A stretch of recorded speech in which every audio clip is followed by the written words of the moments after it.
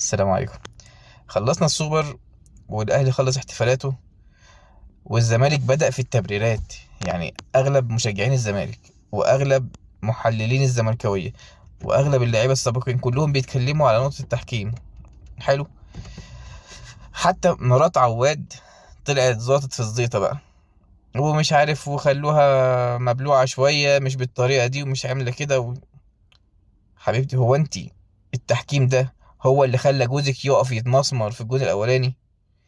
التحكيم ده هو اللي خلى جوزك يحط ايده في الكورة فالكورة تاخد ايده وتدخل؟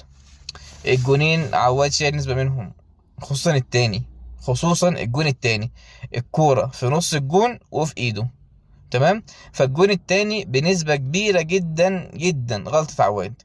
فمش عايزة تحابي جوزك، تمام، تشيلي بقى الليلة كلها للحكم، وخلاص بقى كلنا نغمي عينينا وما نبصش على الفرقة وما نبصش على النواقص اللي فيها. شيكابالا امبارح بيقول لك الزمالك محتاج فرقة. الزمالك محتاج فرقة، مش محتاج شماعة نعلق عليها الخسارة ونقول احنا خسرنا عشان خاطر التحكيم، والزمالك خسر عشان خاطر اتظلم، وفي الآخر زي ما احنا بقى، ونعيد على اللي احنا فيه، وخش يناير واطلع من يناير وزي ما احنا. وهات يا عم زفت الطين، جون ادوارد. جون ادوارد جاي.